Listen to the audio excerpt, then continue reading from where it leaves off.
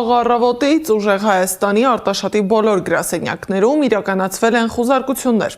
Ուժեղ Հայաստանի մամուլի քարտուղար Մարիաննա Աղահրամանյանը հայտնել է, որ արդեն 15 անձի են բերման ենթարկել, 1 անձի են մեղադրանք ներկայացրել։ Հակակոռուպցիոն կոմիտեն էլ հայտնել է, որ Ուժեղ Հայաստան կուսակցության 14 համակրի են ձերբակալել ընտրակաշարքի վերաբերյալ վարույթով։ Մեղադրանք են առաջադրել Ուժեղ Հայաստանի արտաշատի գրասենյակի պատասխանատու Հասմիկ Ամիրզադյանին։ Պաշտպան Լուսինե Մարտիրոսյանն ասել է, որ քննարկում են նրա խափանման միջոցի հարցը։ Ամիրզադյանի 5 անչափահաս երեխա ունի որդեգրած։ Կուսակցության անդամներն ու աջակիցները հակակոռուպցիոն կոմիտեի դիմաց են։ Դարձյալ արգելում են փաստաբանի մուտքը, որպեսզի նա բարձրանա եւ տարական այդ իրավական օգնությունը ցույց տա։ Անձը իրավունք ունի հարցաքննվել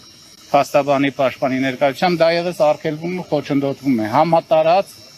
խախտումներով համատարած խոչընդոտներ են ստեղծում եւ այս բան տարական մարդու տարական իրավունքներ են ոտնահարվում, պաշտպան ունենալու իրավական օգնություն ստանալու իրավունքը։ Այն հավճեպությամբ, օպերատիվությամբ, որ ուժային կառույցները իրավապահ համակարգը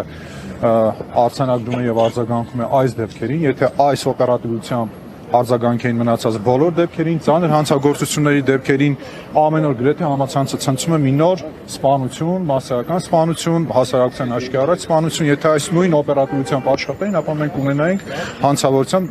էական նվազում, ինչ այս բան չունենք։ Նույն կասկածանքն է, որը ինչպես տեսակ, երկու տարբեր դատարաններ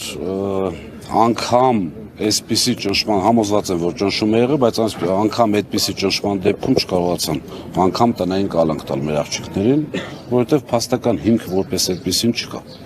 Դատարաններն էլ կամաց-կամաց սկսեն հասկանալ, որ պետք է իրականում արդարադատություն լինի։ Հունիսի 8-ից հետո մենք դատախազներին էլ կազատենք այդ լծից, քննիչներին էլ կազատենք այդ լծից, որովհետև չի լինելու այլևս իրավապահ մարմինների աշխատանքի խոչընդոտում կամ պատվերներ։